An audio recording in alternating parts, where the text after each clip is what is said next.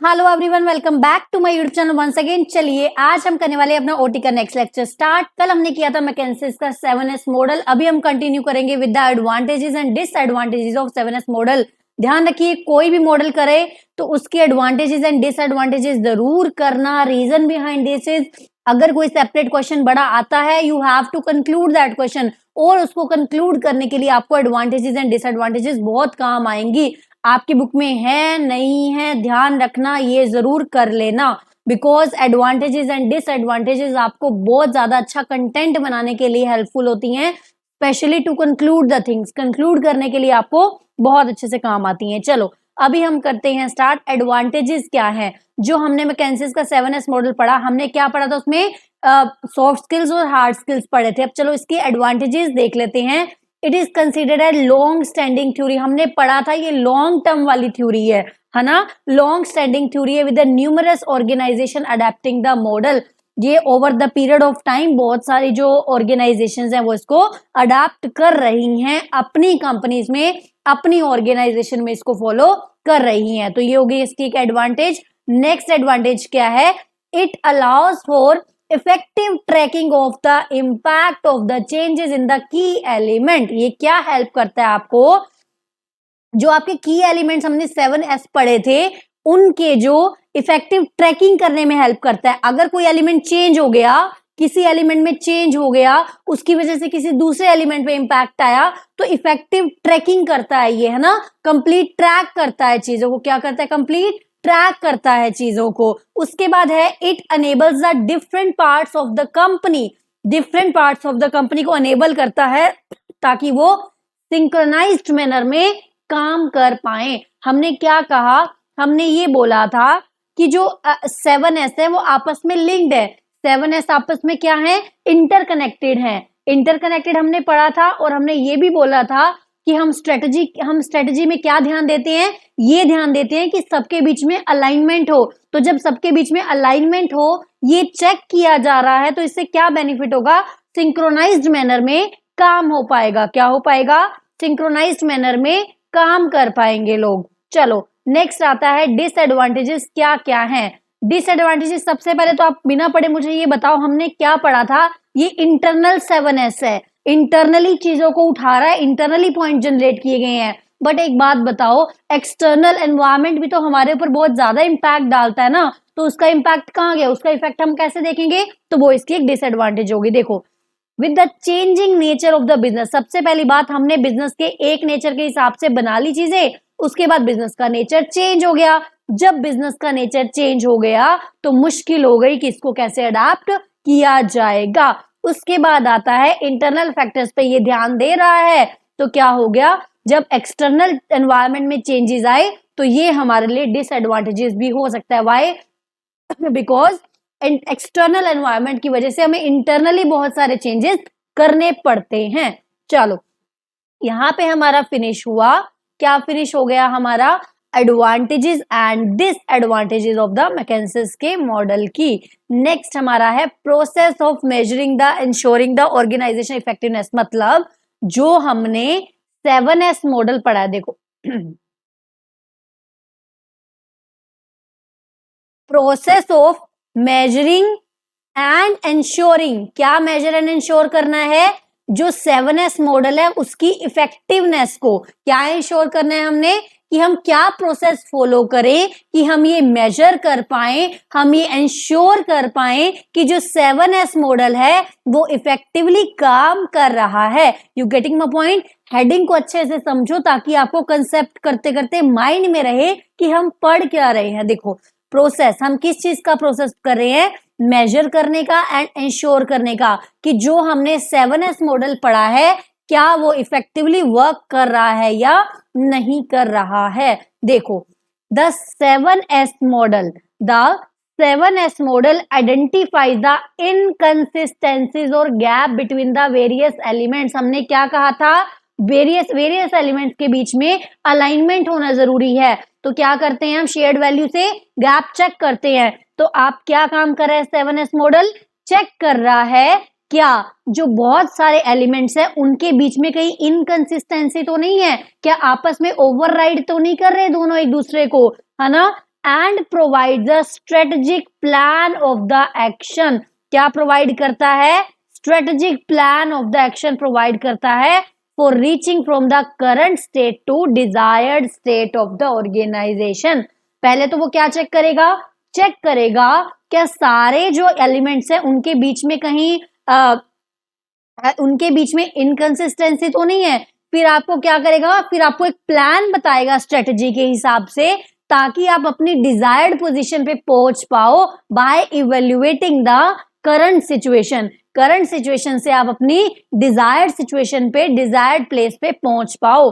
The alignment between each element, वो कह रहा है हर एलिमेंट के बीच का अलाइनमेंट है वो कैसे चेक किया जा सकता है, वो बिलो मेंशन्ड है।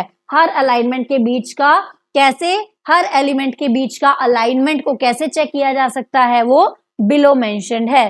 देखो कैसे चेक करेंगे? सबसे पहले हम असेस करेंगे शेयर्ड वैल्यू को। हमने क्या था, क्या पढ़ा था? शेयर्ड वैल्यू क्या है? It is the core of this model. Shared value क्या था? It is the core of the model. तो देखो क्या कह रहा है? Assessing the shared value. Shared value को असेस करो।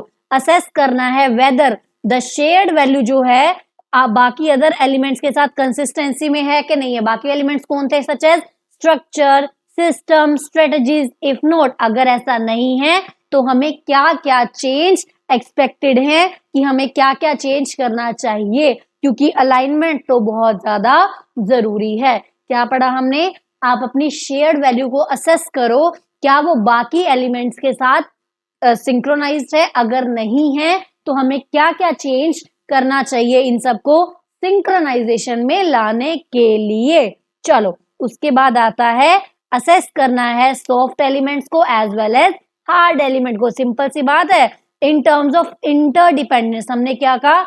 इंटरडिपेंडेंस है दोनों आपस में, तो आपने चेक करना है क्या सब सही से चल रहा है। अगर नहीं चल रहा तो क्या करो? पॉसिबल कोर्स ऑफ एक्शन लो, कि आप इसके लिए क्या चेंज कर सकते हो। It is not cause, it is course, इसको चेंज कर लेना, ठीक है।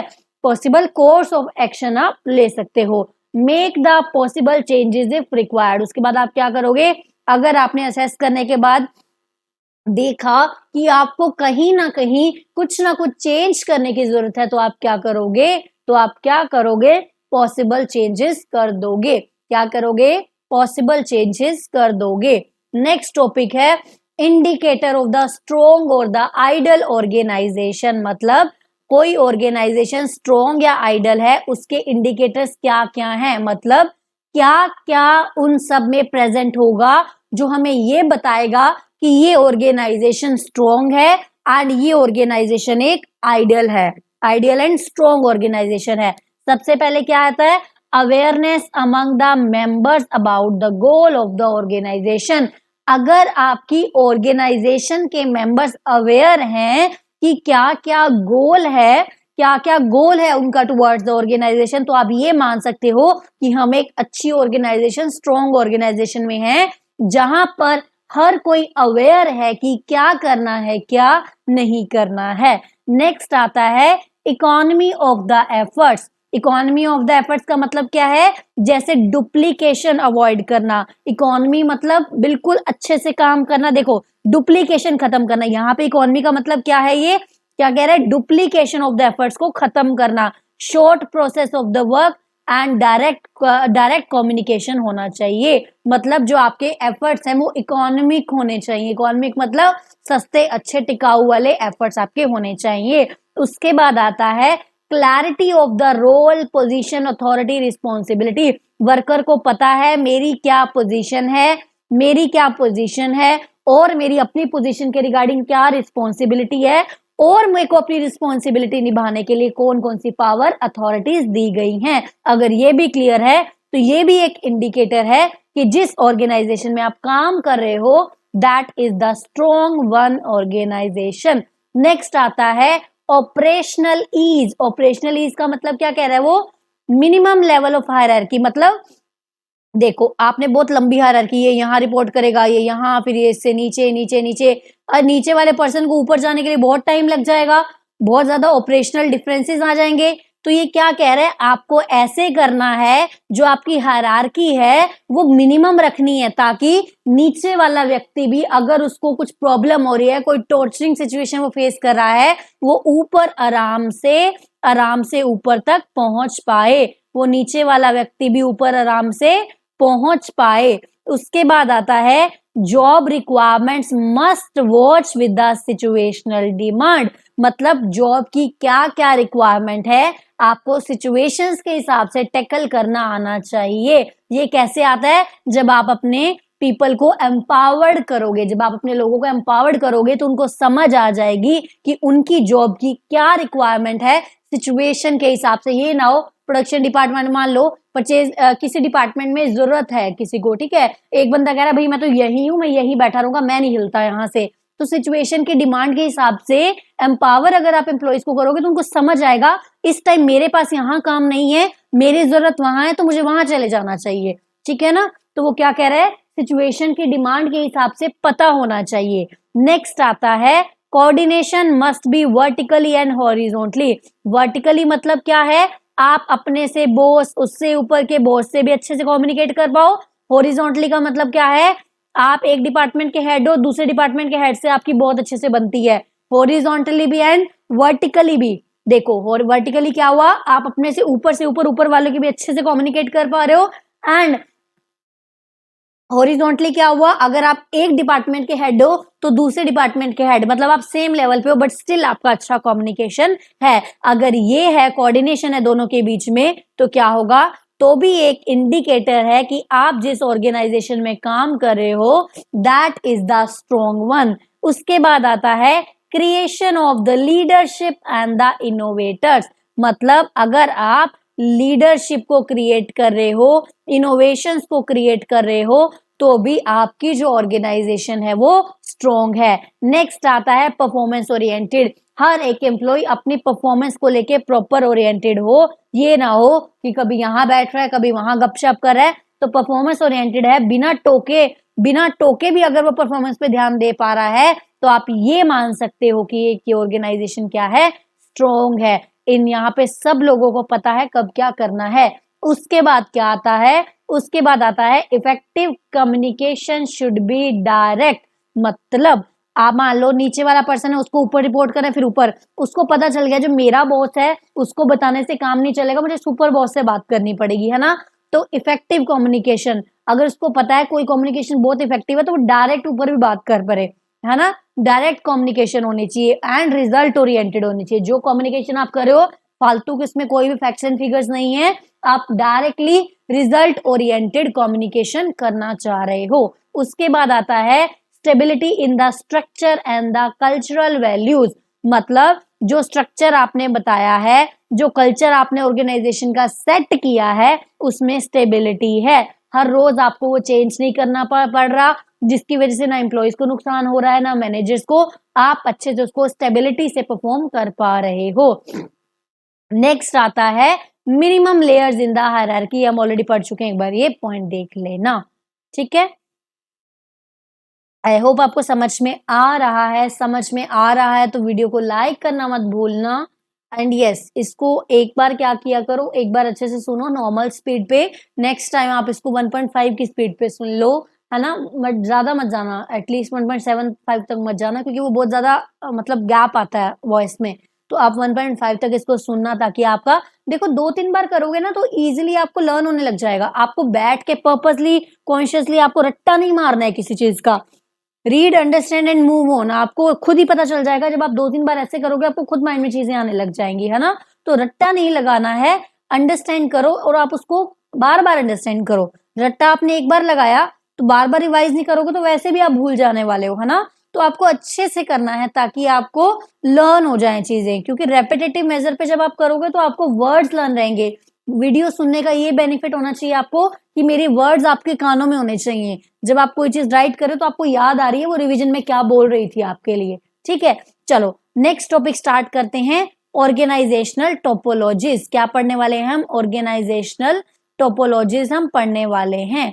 ऑर्गेनाइजेशनल टोपोलॉजी क्या है, it is constructed to study the different type of organisation. अब यही से ध्यान से कंसंट्रेशन के साथ, तो ऑर्गेनाइजेशन टोपोलॉजी क्या है, जब डिफरेंट टाइप्स ऑफ, बहुत अलग अलग टाइप की ऑर्गेनाइजेशन को स्टडी करना होता है, उसके लिए क्या बनाई गई हैं, ऑर्गेनाइजेशनल टोपोलॉजीज बनाई गई हैं।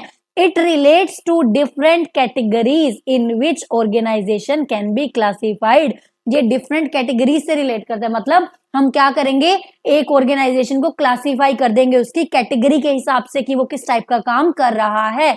एक ऑर्गेनाइजेशन को हम क्या करेंगे, क्लासिफाई कर देंगे उसकी कैटेगरी के हिसाब से कि वो क्या काम कर रहा है। ठीक है, it involves a scheme of categorisation of organisation based on general characteristics. उसके काम के हिसाब से, उसकी कैरेक्टरिस्टिक्स के हिसाब से कि वो क्या कर रहा है, उसके बेस पे हम चीजों को क्या करेंगे, कैटेगराइज कर देंगे। उसके बेस पे हम चीजों को क्या करेंगे, कैटेगराइज कर देंगे। Organizational topologies multi dimensional classification है because modern organization are social units. आज की जो ऑर्गेनाइजेशन है वो सोशल यूनिट्स तो हैं, लेकिन डाइवर्स कैरेक्टरिस्टिक्स हैं।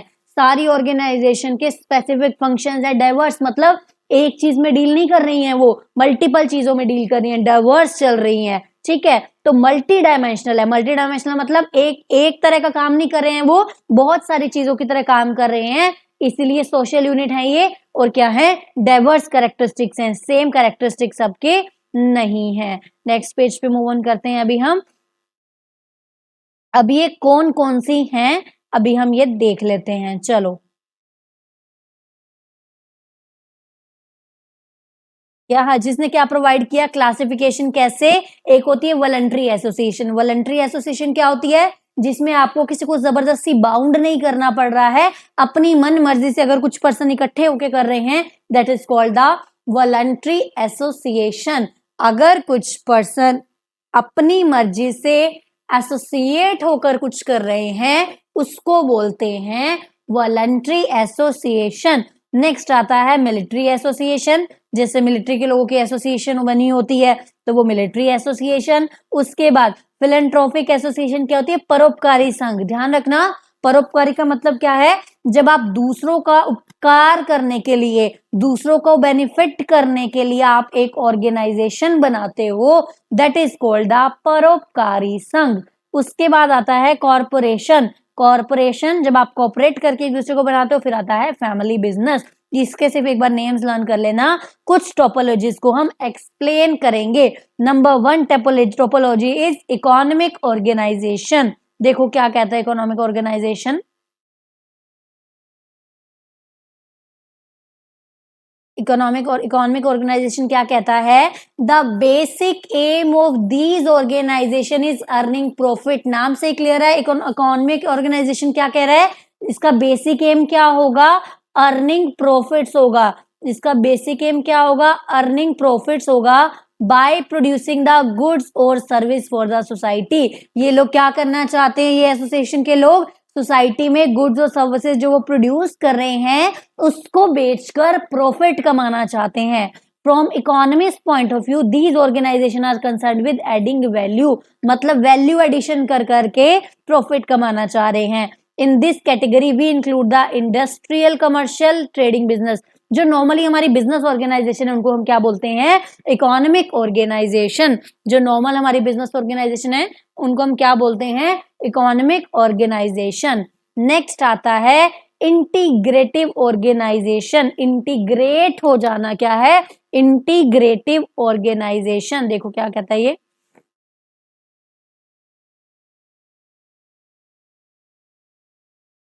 main aim of the integrative organization is to make the society effective and more efficient।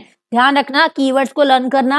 Integrative organization का मेन पर्पस क्या है, सोसाइटी को क्या बनाना, इफेक्टिव बनाना एंड एफिशिएंट बनाना। Integrative organization include like court हो गया, पुलिस डिपार्टमेंट्स हो गए, सोशल, प्रिवेंटिव और प्रोटेक्टिव ऑर्गेनाइजेशन हो गए। तो ये क्या करते हैं, they are concern with the social control.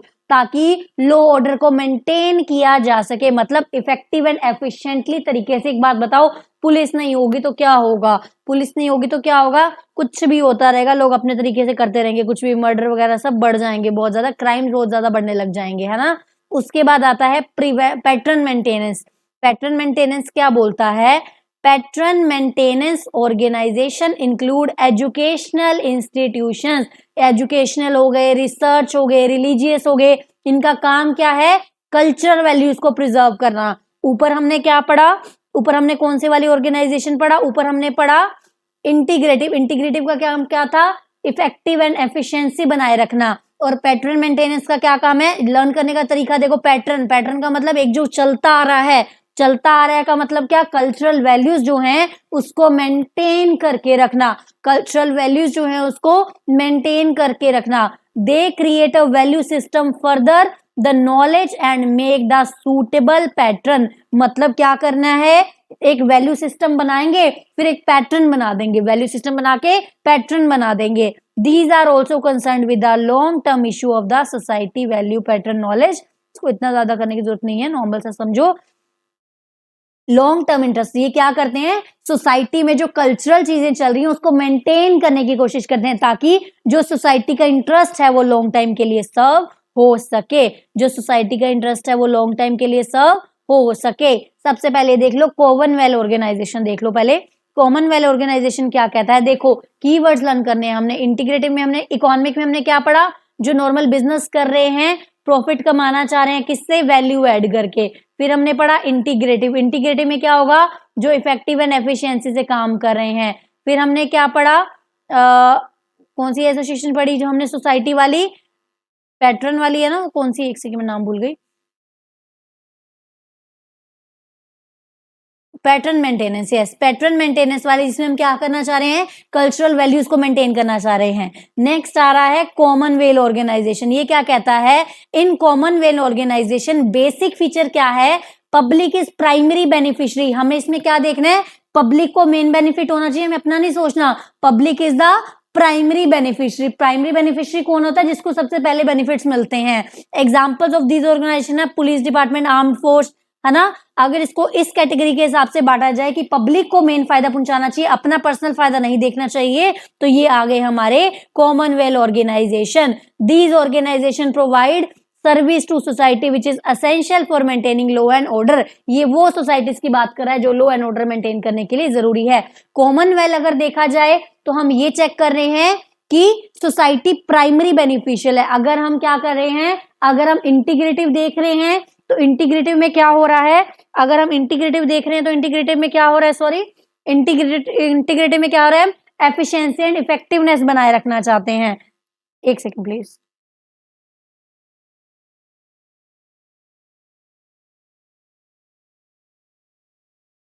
आज एक्चुअली मेरा स्पेक्स टूट गया है और इसका ग्लास भी निकल गया है बाहर। मेरे दोनों स्पेक्स टूट गए हैं लाइन बाय लाइन। चलो, टेम्परेरी काम किया है बिकॉज मुझे लेक्चर रिकॉर्ड करना था। इसके बाद हम बिट बिजी, तो मैंने सोचा चलो इसको ग्लास पर अटका के रिकॉर्ड कर लेते हैं लेक्चर। चलो, उसके बाद आता है mutual benefit association. Mutual benefit association क्या कहता है? The mutual benefit association come into existence. क्यों आया? म्यूचुअल बेनिफिट नाम से आपको क्लियर हो जाना चाहिए, म्यूचुअली जो बेनिफिट पहुंचा रहा है। Mutual benefit association come into existence to serve the interest of their members. वो अपने मेंबर्स के इंटरेस्ट को सर्व करने के लिए बनाया जा रहा है। The example of these are trade union, political party. Societies छोटी छोटी बनाई होती है ना अपने members, cooperative society. Here are the primary beneficiary is the member. Public को बेनिफिट तो बाद में देंगे, पहले तो जो लोग इकट्ठे हुए हैं उनको बेनिफिट पहुंचाओ। तो प्राइमरी बेनिफिशियरी यहाँ पे कौन हो गया? यहाँ पे प्राइमरी बेनिफिशियरी हुआ मेंबर्स ऑफ द एसोसिएशन, उस एसोसिएशन के मेंबर्स हुए। These organisation are loosely structured. Loosely structured है, ये बहुत ज्यादा टाइटन नहीं है, लॉ एंड ऑर्डर से नहीं मेंटेन किए हुए, ये लूजली स्ट्रक्चर्ड अपने हिसाब से। मेंबरशिप इज यूजुअली वॉलंटरी, और इसमें मेंबरशिप के लिए आपको कोई बाउंडेशन नहीं है कि आपने लेनी है। वॉलंटरी, आप आ रहे हो जा रहे हो, वॉलंटरी है, आपको मेंबरशिप लेनी है नहीं लेनी आपकी चॉइस है। अगर आप मेंबर बन जाते हो तो बेनिफिट्स पहले आपको प्रोवाइड किए जाएंगे, अगर आप मेंबर नहीं हो बचा कुचा फिर बाकी पब्लिक को बांटा जाएगा। Majority of these members are sleeping, मतलब जो एक्टिव मेंबर्स होते हैं, जो सब हैंडल कर रहे होते हैं एसोसिएशन को, वो कुछ होते हैं, बाकी सब स्लीपिंग होते हैं, जो सिर्फ मेंबरशिप लेके उसका बेनिफिट लेते हैं। ठीक है, they do not leave the organisation but they may not take any active part, मतलब जो स्लीपिंग पार्टनर होते हैं वो daily day to day activities में पार्टिसिपेट नहीं कर रहे हैं, वो मेंबरशिप फीस देते हैं और उसका बेनिफिट लेते हैं। वो ये नहीं कह रहे कि मैं लाऊंगा सामान, मुझे देखना है कहाँ से ऑर्डर करना है, अरे भाई सब करेंगे तो क्या हो जाएगा, बहुत ज्यादा हैपजार्ड हो जाएगी सिस्टम। तो कुछ लोगों के हैंडओवर दे दिया जाता है, बाकी स्लीपिंग पार्टनर बन जाते हैं। उसके बाद आता है as a result of the control of the organisation pass into the hands of the selected few people. ये मैंने आपको बता दिया, मेजॉरिटी पीपल क्या है इसमें, स्लीपिंग है, तो जो कंट्रोल है वो कुछ लोगों के हाथ में होगा। Who may try to perpetuate their control, वो अपना कंट्रोल रखेंगे और प्रैक्टिस करते चलेंगे, गुड्स वगैरह लाएंगे, मेंबर्स को बेनिफिट पहुंचाएंगे। यहाँ पे हमारी होगी ऑर्गेनाइजेशनल टोपोलॉजीज भी फिनिश। क्या पढ़ लिया आज हमने, क्या क्या पढ़ लिया हमने? सबसे पहले क्या करा, वैकेंसीज की जो 7S हमने पढ़ा था उसके हमने एडवांटेजेस पढ़े और हमने फिर डिसएडवांटेजेस पढ़े। फिर हमने देखा कि वो इफेक्टिव है 7S या नहीं है, उसको मेजर करने का क्या प्रोसेस है, इफेक्टिव है नहीं है उसको मेजर करने का क्या प्रोसेस है। उसके बाद आ जाता है टोपोलॉजीज, टोपोलॉजीज फिर हमने कंप्लीट कर ली। नेक्स्ट लेक्चर में हम नेक्स्ट टॉपिक पढ़ेंगे, ओटी में आपको फिनिश करवा दूंगी फटाफट से। चलिए, लेक्चर अगर आपको अच्छा लग रहा है कमेंट सेक्शन में कमेंट करना मत भूलिएगा। स्टे ट्यून एंड वीडियो को लाइक जरूर करो, बच्चे देखते हैं पर लाइक करते ही नहीं है, तो लाइक कर दीजिए। आपका तो शायद कुछ नहीं जाना, शायद किसी और का कोई बेनिफिट हो जाएगा इसमें, है ना, जिसको वीडियो मिल जाएगा लाइक के थ्रू। चलो मिलते हैं नेक्स्ट लेक्चर में, तब तक के लिए bye bye. Till then take care, keep studying, stay connected for more such kind of videos. Bye.